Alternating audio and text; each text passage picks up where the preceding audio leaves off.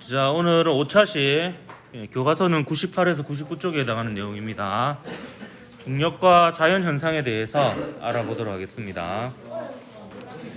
야, 요 부분은 교과서 보면 알겠지만 내용이 좀 적고요. 조사 발표가 주 활동인 부분이에요. 그래서 원래라면 이제 조별로 조사하고 발표하고 해야 되는 부분인데 제가 대표로 조사하고 발표하는 걸로 진행하도록 하겠습니다. 그 시간에 차라리 그냥 실험을 한 시간이 나은 것 같아가지고 그렇게 짰습니다.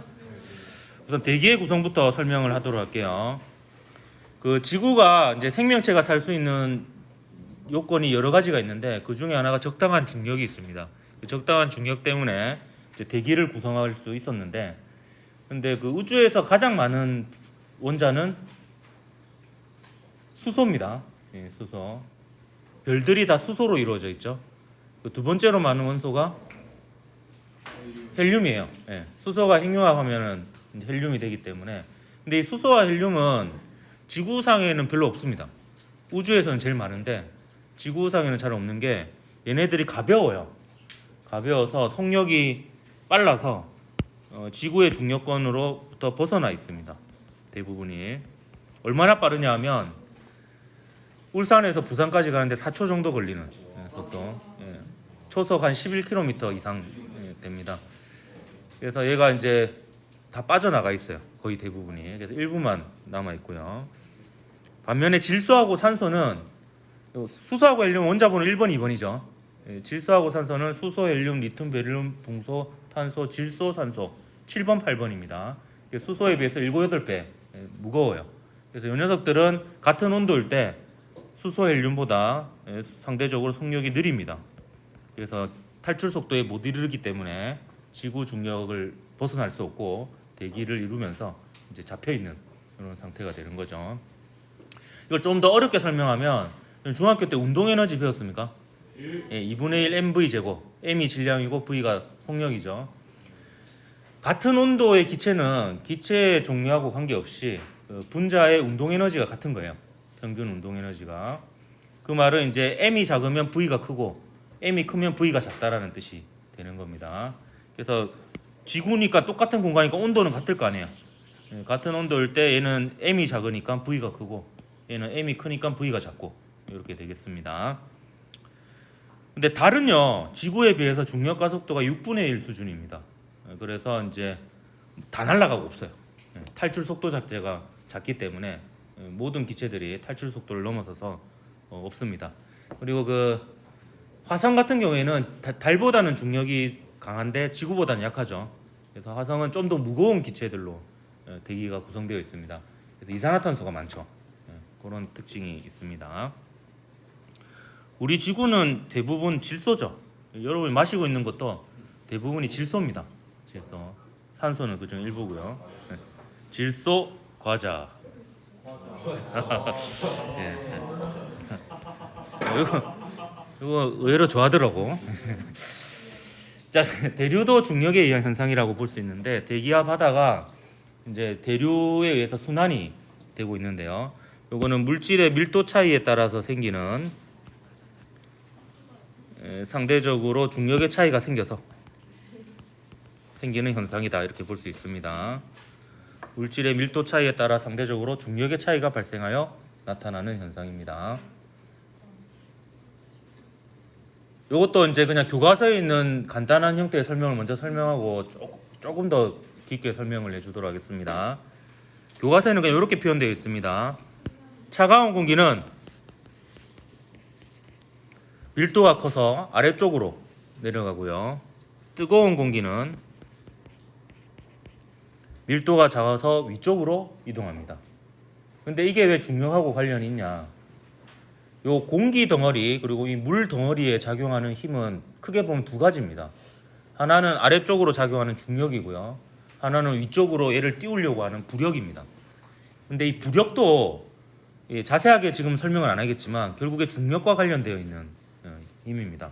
근데 이 중력하고 부력이 보통 평형을 이루게 되면 얘가 가만히 있는데 중력이 더 큰 상황이면 내려가고 부력이 더 큰 상황이면 올라가고 이렇게 되는 겁니다. 그럼 차가운 공기는 어떻게 되냐면 부피가 줄어들어요. 부피가 줄어드니까 질량은 그대로여서 중력은 그대로 작용하는데요. 부피가 줄어들면 부력이 작아집니다. 부력은 부피에 비례하거든요. 그래서 중력은 그대로인데 부력이 작아지니까 상대적으로 중력이 부력보다 커서 내려가게 됩니다. 반면에 뜨거운 공기는 팽창하게 되거든요. 부피가 커집니다. 부피가 커지더라도 질량은 변화가 없죠. 그래서 중력은 그대로예요. 근데 부피가 커지면 부력이 커지니까 부력이 중력보다 커서 올라가게 되는 겁니다. 이렇게 설명하는 방법이 있고, 같은 부피의 공기를 비교해 보면 차가운 공기는 같은 부피의 공기가 이제 밀도가 작아지니까 중력이 작아집니다. 그런 식으로 이제 설명을 해도 됩니다. 이것도 마찬가지로 그냥 같은 부피로 놓고 설명을 하면, 같은 부피일 때 뜨거운 공기는 밀도가 작아져 가지고 중력이 작아집니다. 그래서 부력이 이제 그대로인 셈이고요. 같은 부피로 비교하면 그렇게 설명할 수 있는데, 여러분 근데 이게 중력 부력 가지고 설명하면은 좀 어렵고요. 이 정도로 기억하면 되겠습니다. 그냥 차가운 공기는 밀도가 커서 아래쪽으로 가고, 뜨거운 공기는 밀도가 작아서 위쪽으로 간다. 이 정도로 그냥 알아두면 되겠습니다. 그다음에 기상 현상도 중력과 관련되어 있는 현상이 많은데, 여러분 강수량이라고 들어봤죠? 일기예보에서. 이때 강수는 떨어질 강 물 숫자로 비, 눈, 우박 이런 것들을 다 합쳐서 강수라고 얘기를 합니다. 이거 어떻게 해서 떨어지느냐? 이 구름 속에서 성장한 물방울이 중력에 의해 떨어지는 겁니다. 근데 최종적으로 바닥에 도달할 때 물이면 비가 되는 거고, 얼음이면 우박이 되는 거고, 눈이면 눈이 되는 거고, 그렇게 되는 거죠. 그래서 비와 눈 이런 것들이 다 이제 중력에 의해서 나타나는 현상이라고 볼 수 있고, 공기 중에 수증기가 비와 눈이 되어서 이제 땅에 내려오게 되면 흐르는 물이나 아니면 얼은 채로 흐르는 빙하가 됩니다. 또 이게 흘러가는 것도 결국 중력 때문에 흘러가게 되고, 이 과정에서 각종 침식 작용이 일어나니까 지표의 모양이 변화하게 됩니다. 그래서 지표의 모양이 변하는 것도 많은 부분이 중력에 의한 현상이다, 이렇게 볼 수가 있습니다. 최종적으로는 이제 가장 높이가 낮은 바다로 흘러가게 되죠. 그리고 이 중력은 이렇게 자연 현상과 물체에만 적용되는 게 아니고 생명체에도 영향을 미치는데요. 생명체의 구조와 서식지를 결정짓는 중요한 요인이 됩니다.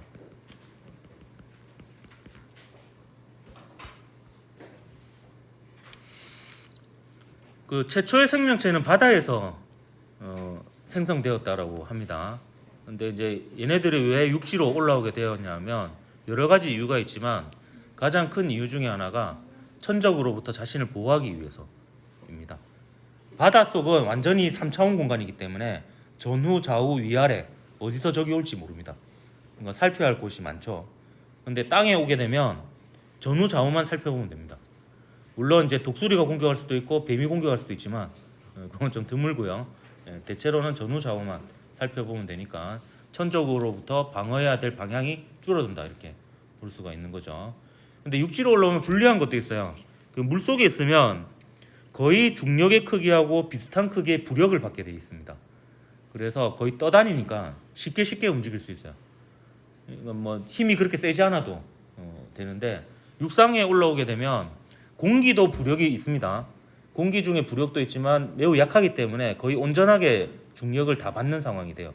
그래서 이 중력을 이겨내기 위해서 육상 동물은 단단한 골격과 근육이 만들어지게 됩니다. 그리고 다리가 만들어지죠. 중력을 지탱하고 이제 몸을 일으켜야 되니까. 그래서 육상 동물이 이제 다리가 생기게 됩니다.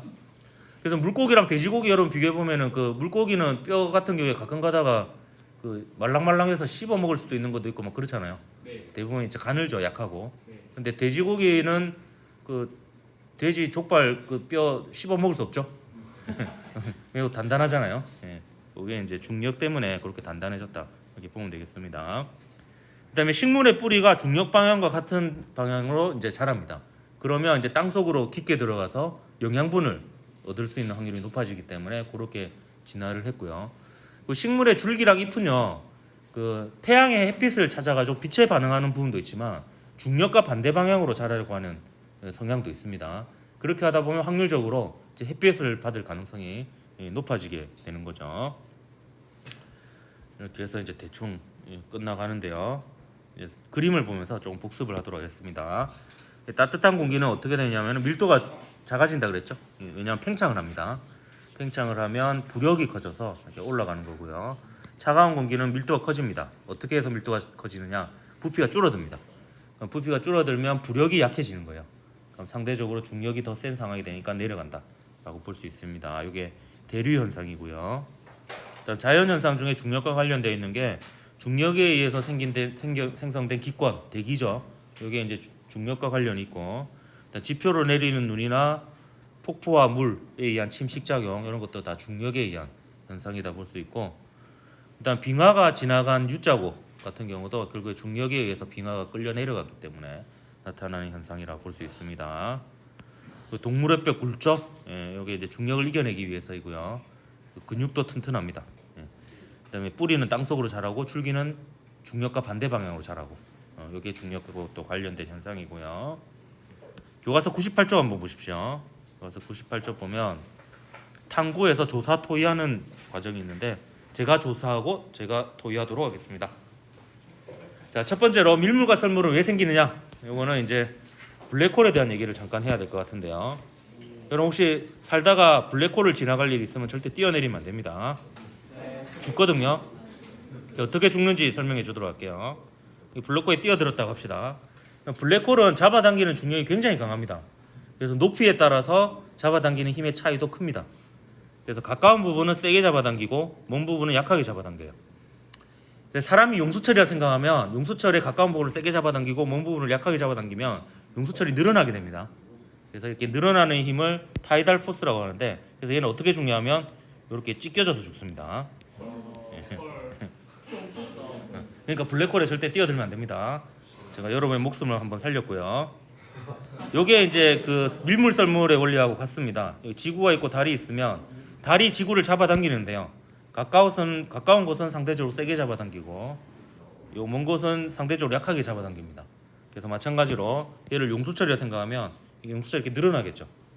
마찬가지로 바닷물이 이렇게 됩니다. 이것도 과장해서 그린 겁니다.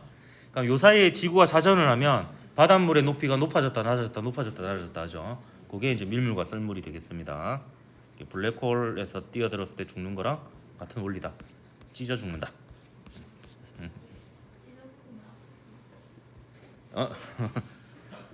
그다음 높은 산에 오를 때 왜 산소통이 필요하냐? 높은 산에 올라가면은 공기가 희박하다 그러잖아요. 이게 왜 희박하냐면 이런 겁니다. 여러분 사실 굉장히 큰 대기압을 지금 여러분 견디고 있는 거예요. 왜 이게 왜 크냐 하면은 여러분을 기준으로 해서 여러분 위에 있는 모든 공기가 여러분을 짓누르는 압력이 대기압입니다. 그래서 사실은 굉장히 커요. 이게. 근데 우리가 버틸 수 있는 건 사실 안쪽에서 또 바깥쪽으로 이렇게 밀고 있기 때문에 버티고 있는 거고요. 근데 여러분 산으로 올라가잖아요. 그러니까 산으로 올라가면 산 밑에서부터 산 위에까지에 해당하는 그 공기들 있죠. 그 공기만큼이 없어지는 겁니다. 내 위에 있는 공기가. 그러니까 그만큼 짓누르는 압력이 줄어드는 거죠. 그렇기 때문에 공기 분자 사이의 거리가 멀어집니다. 그러니까 희박해지는 거죠. 그래서 이제 산 쪽 위로 올라갈수록 공기가 희박한 겁니다. 자, 길이는 고혈압 환자입니다. 일단 머리에 목이 되게 길잖아요. 머리까지 피를 끌어올리려면 혈압이 굉장히 높아야 됩니다. 그래서 키 큰 게 꼭 유리한 것만 아닙니다. 머리까지 피를 끌어올려야 되니까. 그다음 민들레씨의 가털, 이 깃털이 아니고 가털이더라고. 가털은 이제 결국에 이게 꽃받침이 진화돼서 이런 모양이 됐다라고 하는데, 이렇게 되면 전반적으로 부피가 커지는 거예요. 밀도가 작아지는 거죠. 그러면 이제 부피가 커지면 공기의 부력이 이제 무시할 수 없는 수준이 되는 겁니다. 그러면 이제 얘는 마치 물속을 떠다니는 생명체처럼 공기 중에 떠다닐 수 있는 거죠. 중력과 부력이 거의 비슷한 크기가 되는 겁니다. 그래서 바람에 휘날릴 수가 있는 겁니다. 이런 것들이 이제 중력과 관련된 자연 현상이다. 이제 실험을 할 건데요. 자연학하는 농공의 가속도를 측정하는 실험을 할 겁니다. 요거는 여러분이 세팅되어 있을 거예요. 스탠드에 이제 클램프가 연결되어 있고 운동 센서 연결되어 있죠. 요거를 이제 여기 보면 의자가 하나 있어요. 발을 얹으라고 놔둔 게 아니고 의자 위에 여기 털고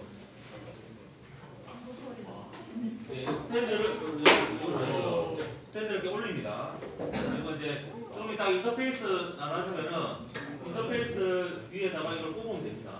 꼽고요.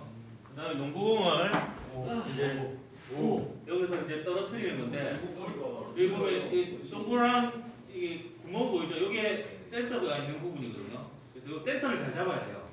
아니, 공 잡는 사람이 이쪽으로는 센터를 잡을 수 있지. 근데 이렇게는 센터를 모르거든요. 옆에서 알려줘야 됩니다. 그래서 센터를 잘 잡고 18cm 이상 떨어뜨린 상태에서 이게 놓는 거예요. 놓는 건데 그 전에 세팅해야 될 게 있습니다. 세팅해야 될 게 수직 간격 조절해야 됩니다. 지난 시간에 얘기했죠. 기본 세팅은 0.05초마다 한 번씩 1초에 20번 위치를 측정하게 되어 있는데 0.05초마다 한 번씩 0.02초마다 한 번씩 1초에 50번씩 측정하도록 수직 간격을 더 촘촘하게 주기가 짧게 조절합니다. 그 다음에 농구공을 18cm 이상 떨어뜨리고요. 18cm 이상 떨어뜨린 상태에서 농구공을 놓고 플레이를 누르는 게 아니고 플레이를 먼저 누르고 농구공을 놔요. 그러니까 5초 동안 어차피 데이터를 수집하니까 시간이 충분합니다. 그래서 플레이를 누르고 한숨 돌리고 농구공을 놓으면 되겠습니다. 농구공을 얼마나 잘 위치를 잡고 놓느냐에 따라서 중력 가속도가 얼마나 정확하게 측정되느냐가 결정됩니다. 그래서 이제 필요 없는 데이터를 이렇게 드래그 해가지고 데이터 그래프 1.9만 삭제 눌러가지고 삭제하면 되는데 그렇게 해서 그래프를 예쁘게 만든 다음에 분석을 해도 좋지만 제가 이제 여러 번 실험을 해보니까 대충 이 부분만 없애고요. 여기 가면 이게 딱 직선으로 올라가는 부분이 생기거든. 약간 이렇게 속도가 일정하게 증가하는 것으로 보이는 부분이 보입니다. 그러면 한 여기서부터 한 여기까지 드래그로 딱 예쁜 부분만 선택해가지고 데이터 분석에 들어가가지고 추세선에 속도를 선택을 하면 기울기가 잘 나옵니다. 기울기가 M이거든요. 그래서 몇몇 초는 그 9.81까지 정확하게 나왔어요. 울산 지역의 중력 가속도가 한 9.81 정도 되거든요. 그래서 그 실험을 잘하면 가속도가 꽤 정확하게 측정이 됩니다. 이 농구공이 둥글둥글해가지고 좀 아주 정밀하게 안 되는데 술에는 굉장히 정확하게 되거든요. 되는데 그거는 물리학 툴을 선택하면 실험을 할 수가 있고요. 요거 한번 이제 조별로 인터페이스 하나, 농구공 하나씩 들고 와서 실험을 해보도록 합니다. 시작.